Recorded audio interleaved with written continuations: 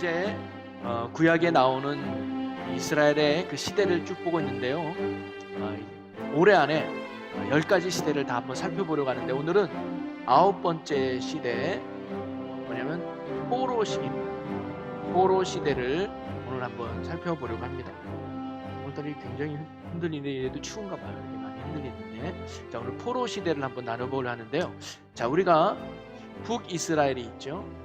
북이스라엘은 솔로몬이 이게 두 나라로 나눠준 후에 210년 동안 19명의 왕으로 지내다가, 그 다음에 BC 722년도에 어느 나라에, 아수르라고 하는 나라에 멸망당하게 되죠.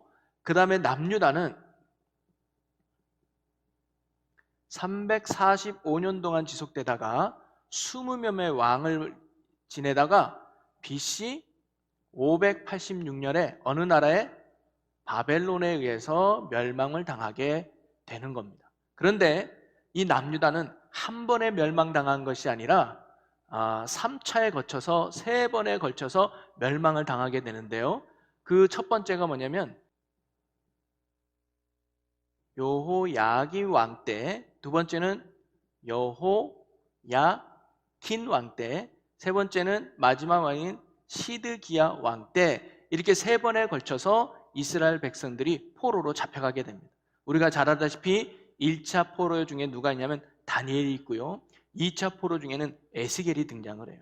그래서 이들은 3번에 걸쳐서 마지막 시드기야 왕 때 완전히 멸망당하게 돼요. 이 기간이 약 20년 정도 됩니다. 그러면서 나중에 바벨론에게 멸망당하게 되는데, 사실 북이스라엘은 아수르에 멸망당하면서 완전히 사라져버렸어요. 그런데 이 남유다는 바벨론에게 멸망당하지만 뭐예요? 바벨론 나라로 포로로 잡혀가게 됩니다. 그래서 이곳에서 몇 년 동안, 70년 동안 지내게 되는데, 이때를 우리는 포로 시대라고 이야기합니다. 그게 성경에 나오는 역사의 한 부분이에요. 그리고 70년의 포로가 끝나고 다시 이스라엘 땅으로 회복한 날을 우리는 포로 귀환 시대라고 이야기해요. 그걸로 구약의 역사는 끝나요. 그리고는 400년이 흐른 뒤에 예수님이 태어나는 걸로 신약 시대로 넘어오게 되죠. 그래서 오늘은 이 9번째 시대인 포로 시대를 통해서 이번 시간과 다음 시간까지 이어서 여러분과 함께 말씀을 나눠보려고 합니다.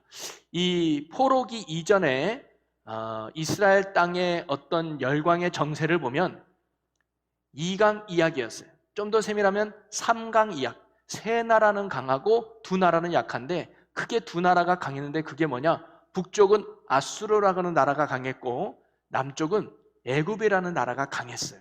그리고 그 중간에 샌드위치처럼 끼어진 약한 나라 두 나라가 있는데, 그게 바로 북이스라엘과 남유다였습니다. 그래서 아수르가 남쪽을 지배하기 위해서는 중간 땅인 북이스라엘과 남유다를 점령하여야만 했어요. 애굽 나라도 북쪽을 차지하기 위해서는 이 남유다과 북이스라엘을 차지해야 돼요. 그래서 강대국 사이에서 이리 치이고 저리 치였던 참 많은 고난이 있었던 나라가 이스라엘이에요. 우리나라는 너무 비슷하죠. 우리나라도 보면 밑에는 일본, 위에는 중국, 러시아, 그러면서 일본이 러시아를 침공하고 중국을 따먹기 위해서 우리나라를 거쳐가면서 참 많은 전쟁과 시련과 아픔이 있었던 나라가 우리나라인데, 그런 의미에서 보면 이스라엘과 참 비슷한 점이 많이 있죠. 그러다가 북이스라엘은 아수르에서 722년도에 망하게 됩니다. 그런데 남유다는 무려 135년이나 더 버티게 되죠. 그리고는 마지막 바벨론에 의해서 멸망당하게 되는데요. 초기에 버텼던 이유가 있어요. 그게 뭐냐면 하나님의 역사였습니다. 여러분, 아수르가 북이스라엘을 멸망시키고 남유다까지 넘보려고 그랬어요. 그때 남유다 왕이 누구냐? 히스기야 왕이었거든요. 그래서 아수르가 너 좋은 말 때 항복해 라고 말할 때, 히스기야는 그 협박 편지를 가지고 성전에 올라가 하나님께 간절히 기도하지 않습니까? 하나님, 이 나라 하나님의 민족인데 망하면 되겠습니까? 하나님 어떻게 합니까? 지켜주옵소서라고 간절히 기도하죠.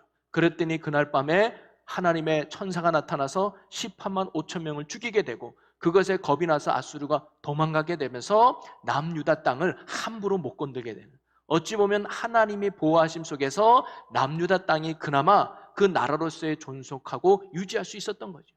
그랬던 남유다가 왜 멸망하게 되느냐? 이 막판에 가서 이 왕들이 바벨론이 점점 커지기 시작합니다. 그러니까 바벨론한 화친을 지내야 돼요. 왜냐하면 잘못했다가는 큰일 나니까. 그러면서 여러 나라들이 바벨론에게 조공을 바칩니다. 이스라엘도 화친 조약과 잘 보기 위해서 어쩔 수 없이 조공을 바쳐야 됐습니다. 그런데 여호야긴께 와서 이 바벨론을 배신한 거예요. 뭐냐? 애굽이라고 하는 아주 강대국이 하나 있었거든, 아래. 그러다 보니까 바벨론한테 조공 바치기 너무 아까워. 우리가 애굽이랑 손 잡으면 저 바벨론까지 이길 수 있겠구나라고 하는 생각이 들었던 거예요. 그래서 이 여호야긴 왕부터 바벨론을 배신하고 애굽 땅에 손을 잡게 됩니다. 거기에 바벨론이 화가 나서 오호 너희들 봐라 감히 우리를 배신해 하면서 본격적으로 남유다를 침공하기 시작하면서 20년 만에 남유다 땅이 쫄딱 망하게 되죠. 겉으로 보기에는 바벨론이 강해서 바벨론이 힘이 있어서 약한 이스라엘이 멸망한 것 같지만 그 근본은 뭐냐면 이스라엘 백성이 하나님을 의지하지 아니하고 애굽을 의지하려고 했던 불신앙 때문에 하나님의 멸망을 받은 거예요. 북이스라엘도 마찬가지고 남유다도 하나님을 의지하지 않고 세상을 의지하다가 하나님의 징계와 심판으로 멸망당한 사건이 우리가 알고 있는 분열 왕국 통해서 살펴보았습니다. 그리고는 이스라엘 백성이 끝나지 않고 북이스라엘은 망했지만 남유다는 그래도 포로로 잡혀가서 그 민족성을 나름대로 유지할 수 있었어요. 이것도 은혜입니다. 그죠? 아수르에게 멸망당했으면 아수르는 포로로 잘 안 잡아봐요. 민족 말살 정책 해가지고 여러 섞어가지고 그 민족 정체를 없애버리는 거예요. 그런데 바벨론은 그 민족의 장점을 살리는 거예요. 그래서 좋은 인재 있으면 데려가는 거예요. 그래서 다니엘도 데려간 거예요. 에스겔도 데려간 거예요. 그래서 너 이스라엘 민족이나 이스라엘 민족으로 살아. 네 재능과 네 뜻을 잘 펼쳐봐 해서 그 민족의 정체성과 또 그 민족의 달란트를 활용할 수 있도록 애쓴 게 바벨론의 정책이었거든요. 그것 때문에 유다 민족이 말살되지 않고 그나마 민족성을 가지고 살아갈 수 있었거든요. 그러나 그 이면에는 하나님의 약속입니다. 아브라함에게 했던 약속, 다윗에게 했던 약속, 네 민족을 내가 멸하지 않고 끝까지 지켜주겠다고 하는 하나님의 약속으로 비록 멸망당했지만 그 안에서 하나님이 지켜갔다는 거죠. 여러분 사실 포로 시기에 하나님의 말씀은 바로 그거예요. 너희들은 끝난 것 같지만 너희들은 모든 것이 다 잃어서 이제는 소망이 없을 것 같지만 여전히 하나님은 너희를 붙들고 있고 여전히 하나님은 너희의 하나님이고 그 하나님이 반드시 너를 회복시킬 것이라고 하는 소망의 메시지가 바로 포로 시기의 말씀이에요. 그래서 이 포로 시기에 활동했던 선지자가 세 사람 나옵니다. 그 선지자가 누구냐면 예레미야, 그리고 에스겔, 그리고 다니엘. 여러분 포로 시기는 따로 역사서라고 기록되지는 않아요. 뭐 열왕기 상하나 역대상하처럼 포로 시기의 역사를 서술하는 책은 없어요. 그러나 그 당시에 활동했던 선지자의 기록을 통해서 포로 시기의 내용을 살펴볼 수 있는 거예요. 그래서 예레미야와 에스겔, 다니엘이라고 하는 선지자들의 기록서를 통해서 포로 시기에 하나님이 어떻게 말씀하셨고 포로 시기에 이스라엘 백성이 어떻게 지냈는가를 우리가 알 수가 있는 거죠. 그래서 오늘과 다음 시간을 통해서 예레미야와 에스겔, 다니엘의 포로 시기에 활동했던 내용과 또 그 메시지들이 무엇인가를 한번 살펴보면서 우리가 함께 은혜를 나누고자 합니다. 자, 그럼 그 첫 번째로 예레미야 애가입니다. 애가. 여러분 예레미야서와 예레미야 애가는 모두 다 예레미야가 기록한 거예요. 그런데 기록 시기가 달라요. 그래서 예레미야는 분열 왕국에 포함된 예언서고 예레미야 애가는 포로 시기에 기록된 예언서라고 할 수 있는 거예요. 이 예레미야서는 언제 기록됐느냐? 여호야김 4년 때 기록한 거예요. 그때 하나님께서 말씀이 예레미야에게 임해가지고 너희들 바벨론에 순종해라. 바벨론 따라야 된다. 너 지금 배반하면 큰일 난다. 애굽 의지하지 마라 하면서 초기 하나님이 예레미야에게 말씀을 주셨거든요. 그게 예레미야서예요. 그런데 20년이 지난 예레미야 애가는 바로 바벨론의 멸망 이후에 끔찍했던 도시와 성전 파괴를 직접 예레미야가 경험한 후에 기록했기 때문에 BC 586년경에 예레미야 애가를 바로 예레미야가 기록했다는 거예요. 그래서 그때는 분열 왕국으로 보지 않고 포로식으로 보기 때문에 예레미야서는 분열 왕국, 예레미야 애가는 포로식으로 구분해서 우리가 살펴볼 수가 있죠. 자, 그러면서 이 예레미야 애가를 보면요, 예루살렘 성의 파괴를 묘사하는 구약의 성경책은 여럿 있어요. 선지자들을 보면 예루살렘이 멸망될 것이다, 함락될 것이다 하면서 선지자들은 나름 예루살렘 성의 파괴와 함락을 이야기하는데, 그러나 구약의 성경 중에서 예루살렘 성의 파괴를 가장 슬프고 애통스럽게 기록한 책이 있다면 그 책이 바로 예레미야 애가예요. 왜 그러냐면 예레미야는 직접 두 눈으로 멸망당하는 것을 봤기 때문입니다. 다른 예언서들은 말뿐이었어요. 직접 보지는 않았어요.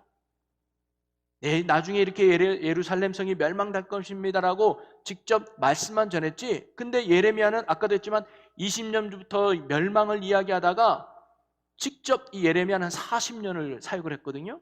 그러니까 심판 전에 20년, 심판 후에 20년, 그걸 다 겪은 거예요.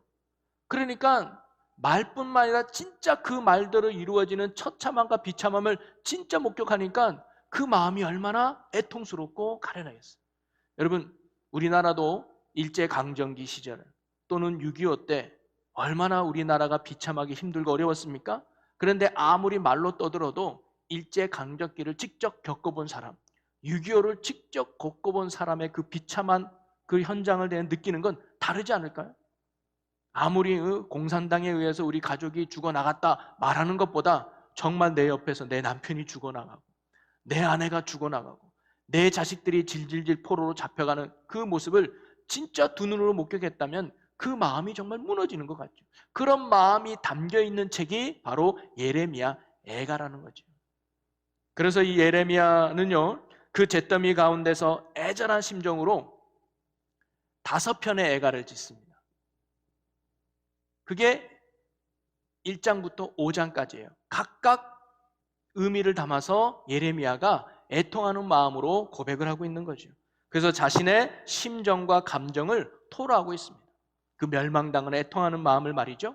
그러나 이 예레미야는 슬픔만 이야기하고 절망만 이야기하고 아픔만 이야기하는 것이 아니라 그 속에서 하나님의 선하심과 그리고 하나님의 인자하심에 대한 깊은 믿음 가운데서 미래에 대한 회복을 기도하고 간구하고 있다는 거예요. 즉, 이 5편의 애가를 통해서 말하려고 하는 것은 뭐냐면 절망의 모습이 아니라 이 절망 가운데서도 다시금 우리에게 소망을 주시는 하나님을 바라보게 하는데 이 기록에 목적이 있다는 거죠. 그러면서 에레미야 3장 22절과 23절을 한번 보면요, 자, 함께 읽어봅니다. 여호와의 인자와 긍휼이 무궁하심으로 우리가 진멸되지 아니함이니이다. 이것들이 아침마다 새로우니 주의 성실하심이 크시도소이다. 지금은 심판당한 것 같아서 모든 것을 잃은 것 같고 아무것도 없는 것 같아도 하나님이 이 민족을 향한 긍휼하심은 영원하다. 이 민족을 향한 사랑하심은 무궁하다. 그래서 이것들이 아침마다 새로우니 주의 성실하심이 크시도이다. 반드시 하나님이 다시금 이 민족을 회복시키시고 반드시 하나님이 이 민족을 다시 구원하신다고 하는 소망의 기도로 마무리하는 게 예레미야 애가라는 거죠. 자, 그러면서 예레미야 애가의 구조를 한번 잠깐 보면요, 제가 표를 하나 만들어 놓은 게 있습니다. 자, 그 보면 그 시대는 포로 시대예요. 그래서 이스라엘 백성들이 70년간 바벨론으로 받쳐간 그 시기에 모두 5장으로 나눠져 있는 게 5편의 애가입니다.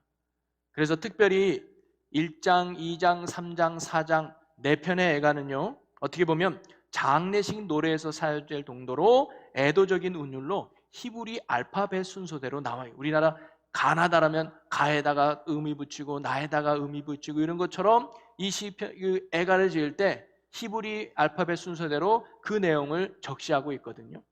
그러면서 지금도 이 시들은 성전이 파괴된 그 7월 달을 기점으로 해서 지금도 유대인들은 7월 중순에 유대교 회당에서 큰 소리로 이 예레미야 애가를 낭독합니다. 성전의 파괴됨의 애통함, 그것이 바로 우리의 죄 때문임을 다시금 상기시키기 위해서 성전이 파괴됐던 7월 달 중순에 유대인들의 회당에 모여서 이 예레미야 애가를 크게 낭독한다고 그래요. 자, 그러면서 각각 장에 대해서 간략하게 살펴보면 그 첫 번째는 뭐냐면 초점이 이제 핵심인데요. 1장은 예루살렘 멸망에 대해서 다루고 있어요. 웅장하고 화려했던 그 예루살렘 성전이 파괴됨을 노래하고 있죠. 자, 1절을 한번 보겠습니다. 오늘 우리가 봉독했던 말씀이기도 한데요. 1절 말씀 한번 보면 슬프다 이 성이여 전에는 사람들이 많더니 이제는 어찌 그리 적막하게 앉았는고 전에는 열국 중에 크던 자가 이제는 과부같이 되었고 전에는 열방 중에 공지였던 자가 이제는 강제 노동을 하는 자가 되었도다. 그렇게 화려하고 한마디로 잘 나가던 이스라엘. 여러분 솔로몬 때 얼마나 잘 나갔습니까? 세상에서 부러워하는 제일 나라가 이스라엘 아니었습니까? 누구나 떠받드는 왕자처럼 공주처럼 그렇게 하나님의 위대함을 드러냈던 이스라엘이 왜 이렇게 알거지가 되었는가? 왜 이렇게 쫄딱 망했는가? 그런 애통하는 마음을 지금 고백하고 있죠. 8절에도 보면 이럽니다. 예루살렘이 크게 범죄함으로 조속거리가 되었으니 전에 그에게 영광을 돌리던 모든 사람이 그의 벗었음을 보고 업신여기며 그는 탄식하며 물러가는도다. 이게 예레미야에게는 너무 애통스러웠어요. 정말 하나님은 살아계시는데 그분의 은혜로 이스라엘 백성이 정말 잘 됐었는데 그때만 해도 너무 좋았는데 이스라엘이 범죄함으로 말미암아 하나님께 심판을 받으니까 그 쌓아놨던 모든 것들이 잃어버려서 쉽게 말하면 이제는 알거지가 된 거예요. 충주 땅에서 전에는 예수 믿는 것 때문에 아파트 3채, 4채 말이야 어디 가든지 그 사람은 통하지 않고는 경제가 흘러가지 않는 많은 사람들에게 박수받고 칭찬되었던 그 사람이 어느 날 뭐예요? 망한 거예요. 그러다 보니까 세상 사람들이 뭐라고 말하는 거예요? 예수 믿어도 별 볼 일 없네. 교회 다닌다고 좋은 거 아니네 하면서 세상 사람들에게 손가락질 받는 장면을 예레미야가 너무 슬퍼하고 있는 거죠. 왜 우리가 이렇게 됐는가? 여러분 사실 이 예레미야 애통이 오늘 우리를 향한 애통은 혹시 아닐까요? 왜 한국 교회가 이렇게 됐을까? 왜 세상 사람들에게 이렇게 손가락질 받을까? 왜 기독교를 개독교라고 말하면서 이렇게 아무 영향이 없이 오히려 회사 다닐 때 예수 믿는 사람 뽑지도 않고 말이지. 오히려 예수 믿는 사람과 친구도 안 하는 이렇게 바뀌어버렸을까? 예레미야가 오늘날 살았다면 동일한 애통하는 마음으로 우리에게 말하지 않았을까요? 그 이유는 다름이 아니에요. 혹시 우리의 범죄함 때문이라는 거예요. 그러면서 1장은요 바로 그렇게 화려했던 웅장했던 예루살렘의 무너짐을 슬퍼하고 있는 거예요. 그리고 2장에 가면요 그 원인이 어디 있냐? 왜 우리가 이렇게 망했는가? 그 원인이 무엇인가를 예레미야가 고백하고 있어요. 자, 1절을 또 한번 읽어보겠습니다. 슬프다 주께서 어찌 그리 진노하사 딸 시온을 구름으로 덮으셨는가? 이스라엘의 아름다운 하늘에서 땅에 던지셨으며 그의 진노의 날에 그의 발판을 기억하지 아니하셨도다. 한마디로 말하면 이스라엘의 멸망의 원인은 하나님이 그렇게 하셨다는 거예요. 슬프다 주께서 어찌 그리 진노하셨나? 즉 하나님이 진노하셔서 그 진노의 화살이 이스라엘 땅에 내렸다는 거예요. 그러면서 7절 8절에도 이렇게 고백합니다. 여호와께서 또 자기 제단을 버리시며 자기 성소를 미워하시며 궁전의 성벽들을 원수의 손에 넘기시었으며 그들이 여호와의 전에서 떠들기를 절기의 날과 같이 하였도다. 하나님께서 그렇게 버리셨다는 거예요. 하나님께서 그렇게 떠나셨다는 거예요. 그러면서 8절에 또 이렇게 말합니다. 여호와께서 딸 시온의 성벽을 헐기로 결심하시고 줄을 띠고 무너뜨리는 일에 손을 거두지 아니하사 성벽과 성곽으로 통곡하게 하셨으며 그들이 함께 쇠하였도다. 겉으로 보기에는 바벨론이 무너뜨린 것 같아요. 겉으로 보기에는 이스라엘의 군사력이 약해서 경제력이 약해서 국력이 약해서 무너진 것 같지만 예레미야는 그렇게 보지 않았습니다. 하나님이 그렇게 하셨구나. 하나님이 무너뜨리고 하나님이 쓰러뜨렸구나라고 고백하고 있는 거예요. 왜? 이스라엘의 범죄함 때문에. 하나님만을 의지하고 하나님만을 바라보고 하나님만을 따라야 될 이스라엘 백성이 애굽을 의지하고 하나님을 버리는 이런 교만함 때문에 하나님이 진노하셨구나 라면서 애통하고 있는 거죠. 자, 그러면서 3장에 가서는 뭐냐면요, 이 국류를 구하는 기도, 즉 슬픔과 애통 속에서도 소망의 모습을 바로 이 예레미야가 보여주고 있습니다. 자, 특별히 19절부터 23절까지를 보면요, 자 19절을 봅니다. 내 고초와 재난 속 쑥과 담습을 기억하소서. 지금 이 아픔을 하나님 봐달라는 거죠. 내 마음이 그것을 기억하고 내가 낙심이 되오나, 물론 이런 환상이 내게 너무 심각한 낙심입니다. 아픔입니다. 그러나 21절에 이것을 내가 내 마음에 담아두었더니 그것이 오히려 나의 소망이 되었사옴은, 하지만 이 절망 가운데서도 소망을 볼 수 있었습니다. 왜냐? 22절 여호와의 인자와 국률이 무궁하심으로 우리가 진멸되지 아니함이나이다. 그래도 절망이지만 내게는 소망이 있습니다. 왜? 여전히 이스라엘을 사랑하시는 하나님이 계시기 때문입니다.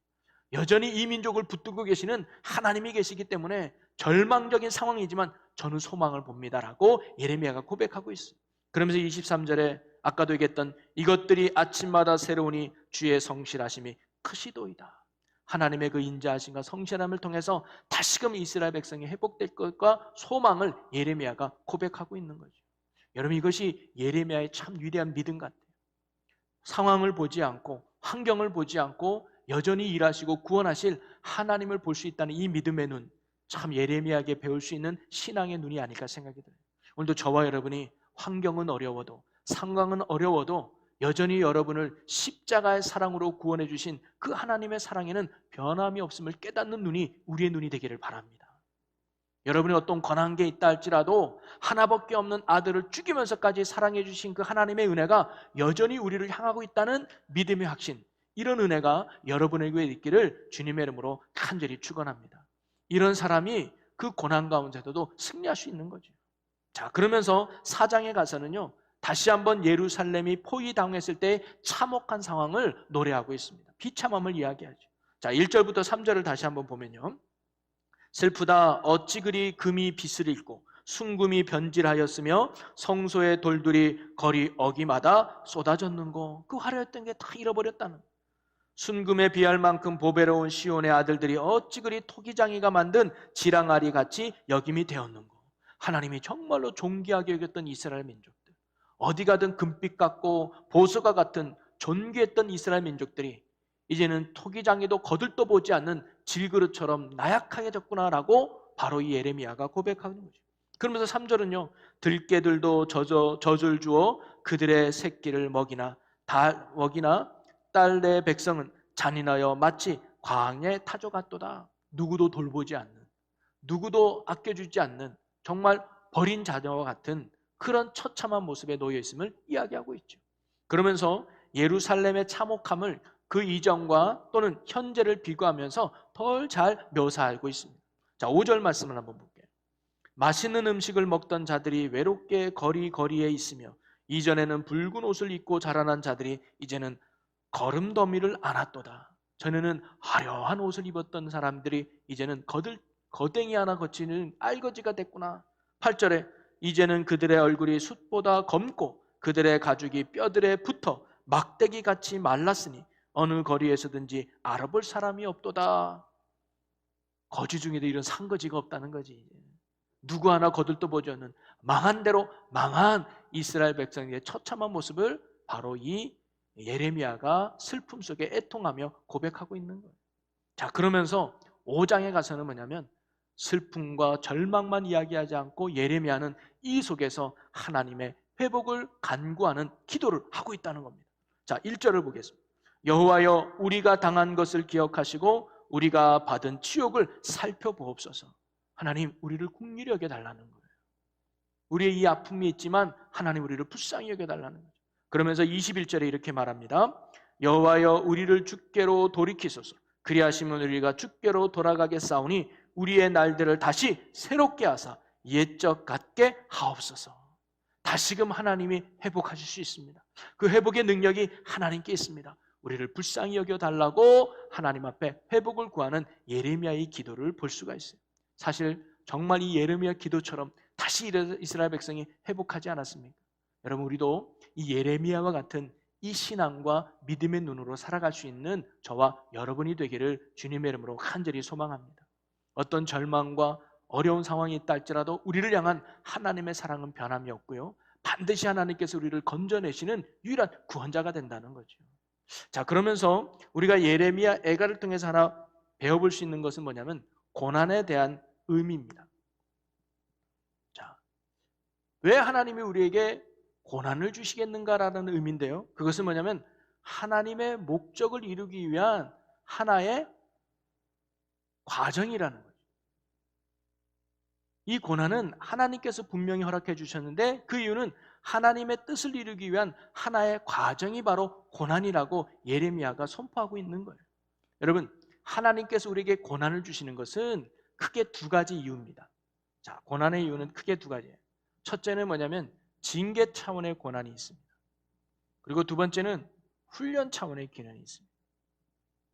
고난은 이렇게 딱 두 가지밖에 없어요.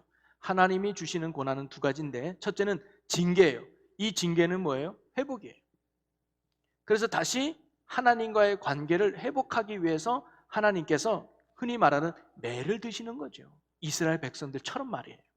바벨론으로 치르고 아수르로 치고, 그래서 내 몸이 아프고 고통 가운데 뭐냐면 다시 깨달으라는, 아하, 내가 죄를 지어서 이런 아픔 가운데 있구나.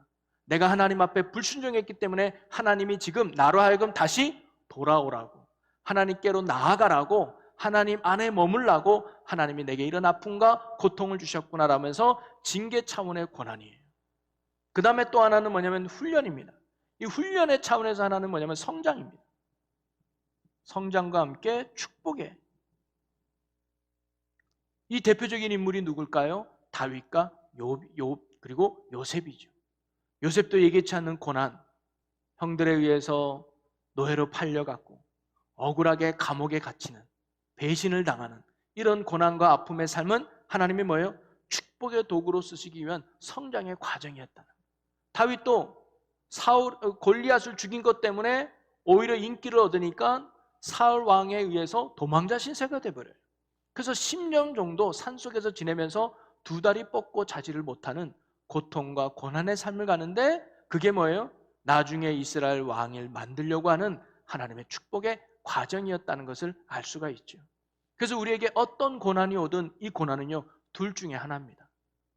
자, 그러면 이 고난을 맞았을 때 우리가 어떻게 해야 되는가? 예레미야는 우리에게 이걸 가르쳐줘요. 자, 3장 25절과 26절입니다.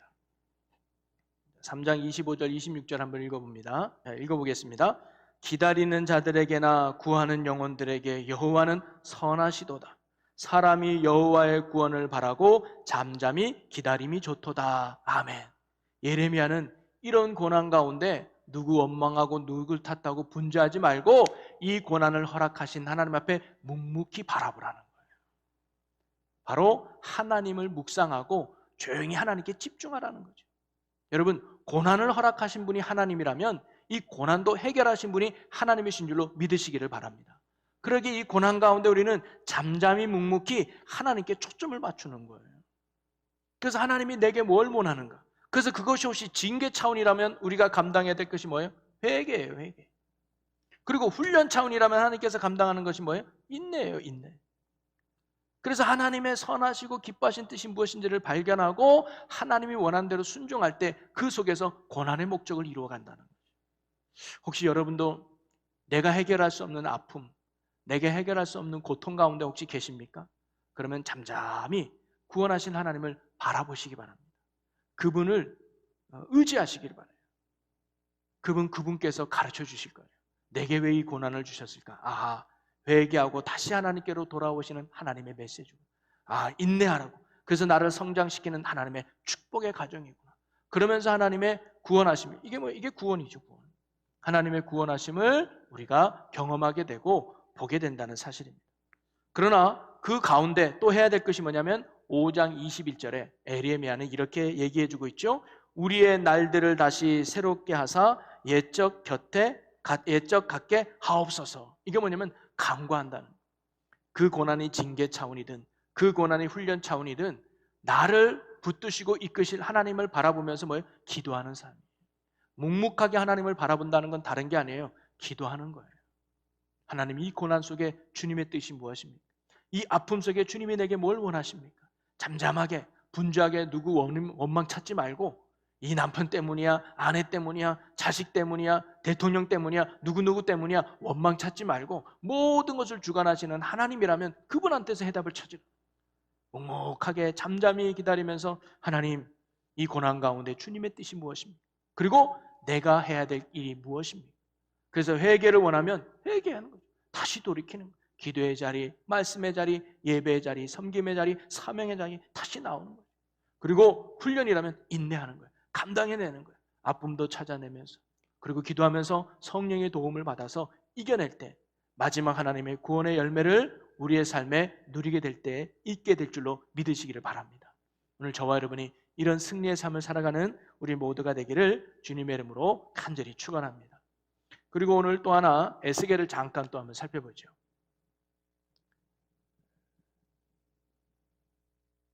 자, 이번에는 에스겔인데요. 이 에스겔은 바벨론 2차 침공 때 여호야긴 때 포로로 잡혀갔던 사람이 에스겔입니다. 그때는요, 여호야긴 왕뿐만 아니라 뭐 정치가들 또는 뭐 장군, 장인, 군인들, 그래서 약 10,000명 정도를 포로로 잡아가요. 쉽게 말하면 쓸만한 사람들을 데려간 거예요. 일 시키려고. 그때 젊은 에스겔도 제사장 아들로서 그곳에 잡혀가게 됩니다. 그리고 그때 나이가 20대 중반이에요. 그리고는 그가 포로로 잡혀갔을 때 5년째 되는 해에 하나님께서 선지자로 부르심을 받아 소명을 감당하면서 23년 동안 바벨론에서 선지자로서 활동을 하게 됩니다. 그 또한 2차 포로 때 잡혀갔으니까 그 당시 예루살렘 성이 멸망하고 무너지는 전쟁의 참혹함도 에스겔이 경험을 했죠. 그러나 예레미야만큼은 아니었습니다. 마지막까지는 보지는 못했으니까요.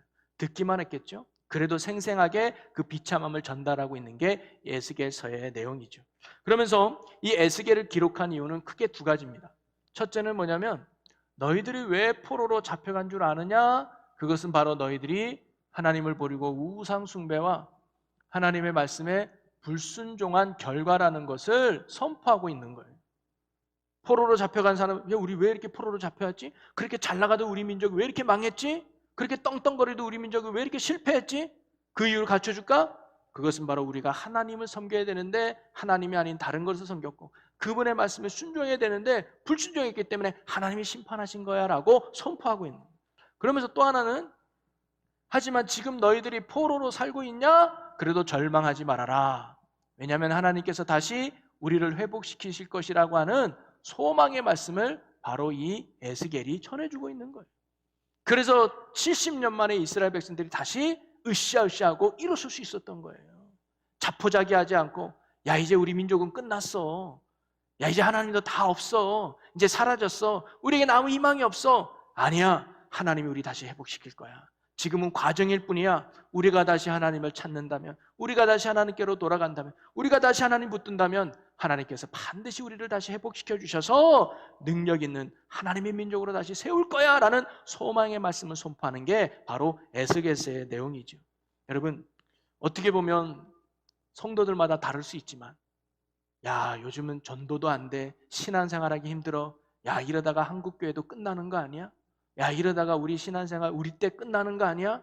이렇게 혹 절망과 좌절 속에 있다면 오늘 에스겔 말씀처럼 하나님이 일하고 계심을 믿으시고 하나님께서 다시 회복시킴을 믿으시고 저와 여러분이 소망을 가지고 더 이 나라 이 민족을 위해서 또 어린 자녀들의 구원과 믿음을 위해서 더 힘써 기도할 수 있는 저와 여러분이 되시기를 주님의 이름으로 간절히 축원합니다. 자, 그러면서 이 에스겔의 몇 가지 특징을 보면요. 에스겔에서 가장 많이 나오는 말이 뭐냐면 너희로 나를 여호와인 줄 알게 하려 함이니라 라는 말씀입니다. 내가 여호와인 줄 알게 하겠다. 이게 무려 30회 이상이나 나와요. 이게 뭘까요? 하나님이 하나님. 지금 너희는 절망이지 할 수 없는 것 같지 내가 할 거야. 그래서 내가 하나님임을 너희로 알게 할 거야. 살리는 이도 하나님, 멸망시키는 이도 하나님, 죽이시는 이도 하나님이지만 다시 생명 줘서 살리는 게 하나님이심을 보여주겠다는 강한 메시지의 표현이죠. 그리고 에스겔서의 특징은 또 하나가 1인칭 표현을 씁니다. 즉 내가, 나, 즉 하나님의 직접적인 표현입니다. 즉 선지자들을 보면 여호와께서 말씀하시기를 또는 뭐 이렇게 표현했는데 에스겔은 내가 말하기를 나는 하면서 직접적으로 이스라엘 백성을 향한 하나님의 강권적인 메시지를 선포하고 있는 거죠. 그래서 절망 가운데 있는 이스라엘 백성들에게 맞아 다시 하나님이 계시지, 맞아 다시 하나님이 역사하시지 하면서 흐트러졌던 믿음을 다시 하나님께로 맞추는 그런 은혜의 말씀이 바로 에스겔서라고 할 수 있습니다. 그리고 당시 에스겔은 비록 바벨론의 포로로 잡혀있는 신세였지만 유다 땅에 남아있는 남유다 백성을 위해서도 하나님의 말씀을 증거하고 있는 게 에스겔서의 내용이기도 합니다. 자, 그리고 구약에서 성령에 관한 책이라고 한다면 여러분 어떤 책이 생각나냐? 요엘서를 생각나게 되죠. 요엘서 2장 28절에 보면 그 후에 내가 내 영을 만민에게 부어주리니 너희 자녀들이 장래 일을 말할 것이며 너희 늙은이들이 꿈을 꾸며 너희 젊은이는 이상을 볼 것이며 라는 말씀처럼 요엘서가 성령에 대해서 잘 묘사해 주는 말씀이다라고 생각할 수 있는데, 사실 구약 성경에 있어서 성령에 대해서 가장 많이 말씀해 주고 하는 책이 어디냐면 바로 에스겔입니다. 에스겔서가 바로 성령에 대해서 많이 말씀해 주는 책이거든요. 그 특별한 두 가지가 나옵니다. 그게 뭐냐면 37장에 나오는 마른 뼈가 살아나는 사건, 그 다음에 47장에 나오는 성전에서 물이 흘러서 생명이 나오는 사건. 그래서 이제 나중에 이제 마른 뼈에 대해서 좀 얘기를 해보겠지만, 마른 뼈에게 하나님이 생기가 들어가니까 그 마른 뼈에 살이 붙고 나중에 큰 군대가 되잖아요. 그러면서 37장 10절에 이렇게 말합니다. 이에 내가 그 명령대로 대언하였더니 생기가 그들에게 들어가매 그들이 곧 살아나서 일어나 서는데 극히 큰 군대가 되더라. 그래서 37장에 마른 뼈 같은 존재가 생기가 들어가니까 큰 군대가 되는 생명력이 있는 삶. 그 다음에 47장에 가면요, 성전에서 흘러나오는 물이 있어요. 그래서 그 물이 흘러나오니까 처음에는 발목까지 나요. 그 다음에는 무릎까지 덮었어요. 그 다음에는 허리까지 덮었어요. 그 다음에 내가 헤엄칠 만큼의 깊은 물이겠어요. 근데 그 물이 어떤 물이 되느냐? 에스겔서 47장 9절이 이렇게 나옵니다. 한번 읽어보겠습니다. 이 강물이 이르는 곳마다 번성하는 모든 생물이 살고 또 고기가 심히 많으리니 이 물이 흘러 들어가므로 바닷물이 되살아나겠고 이 강이 이르는 각처의 모든 것이 살 것이며. 아멘. 생명력이 다시 살아난다는 거죠. 다시 살아난다. 바로 이스라엘 백성들은 포로로 잡혀갔을 때 신세가 죽은 마른 뼈 같았어요. 그리고 메말라 있는 식물 같았어요. 그런데 그들에게 생기가 부어지니까, 다시 성령이 부어지니까 놀라운 역사가 일어난다는 것을 가르쳐주는 게 바로 에스겔서의 말씀입니다. 여러분, 오늘도 우리가 메말라 있는 인생이라 할지라도 다시 성령이 부어지면 하나님 앞에 큰 생명이 있는 은혜의 삶을 살게 될 줄로 믿습니다. 여러분, 신앙의 본질은 다른 게 있는 게 아니더라고요.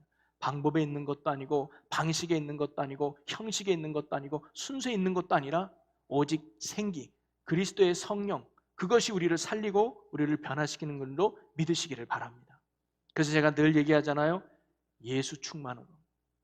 그래서 예수가 나를 살리고 예수가 나를 고치고 예수가 나를 자라게 하는 거예요. 예수가 생명이에요. 그래서 우리가 신앙생활할 때 정말 중요한 건 내가 날마다 예수 안에 살고 있는 거예요. 예수를 나의 주로 삼고 예수님을 따르고 있는가, 그 신앙의 점검을 늘 해야 돼요. 그래서 이번에 합심 기도 제목에, 성도들을 위한 기도 제목에 예말기성이라는 표현을 썼어요. 여러분, 예말기성 뭔지 모르잖아요. 한 번도 질문 안 하대요. 이게 뭔지, 이게 기도 이렇게 보면서. 예말기성이 뭐냐면 예배에 성공하고, 말씀에 순종하고, 기도에 힘쓰는 성령 충만한 성도. 그것이 우리가 예수 안에 살면서 흔들림 없이 이 땅에서 하나님의 선한 뜻을 이루는 믿음의 거룩함으로 살아가는 성도의 모습인 줄로 믿습니다. 그래서 여러분, 내가 드릴 예배, 예배 드리는 게 중요한 게 아니라 성공하는 예배가 중요하더라고요. 말씀을 듣는 게 중요한 게 아니라 그 말씀을 순종하는 게 중요하더라고요. 기도하는 게 중요한 게 아니라 그 기도에 간절함과 힘써 기도하는 게 중요하더라고요. 성령을 아는 게 중요한 게 아니라 성령으로 충만한 삶이 중요하다는 거죠. 그것이 바로 우리가 예수로 사는 믿음의 삶이고, 그럴 때 우리가 어떤 어려움이 오고 어떤 고난이 와도 우리가 능히 생명이 있게 하나님의 뜻을 이루는 이 시대에 하나님의 큰 군사로 쓰임받게 될 줄로 믿습니다. 자, 그러면서 이 에스겔서가 다시금 우리에게 말씀하는 내용이 무엇인가 라는 내용에 대해서는, 그리고 다니엘을 통해서는 또 어떤 말씀을 하는가에 대해서는 우리가 다음 주에 우리가 마지막으로 이 포로 시기에 대해서 한 번 더 나눠보도록 하겠습니다. 잠깐 기도하겠습니다. 할렐루야. 사랑과 은혜가 풍성하신 아버지 하나님, 오늘도 말씀을 사모하며 은혜를 사모하며 주님을 사모하며 하나님의 말씀 있는 자리에 모이게 해주심을 감사합니다. 우리가 이 마른 뼈와 같은 영혼이었다면 우리 안에 다시금 영적 생기가 부어져서 생명이 있는 삶이 되어 어디 가든 예수의 향기 바라고 어디 가든 예수 생명 전할 수 있는 이 시대에 생명이 있는 자로 살아가는 주님의 자녀들이 되게 하여 주시옵소서. 감사드리며 예수님의 이름으로 기도하옵나이다. 아멘. 주 떠나 세상 연락을 즐기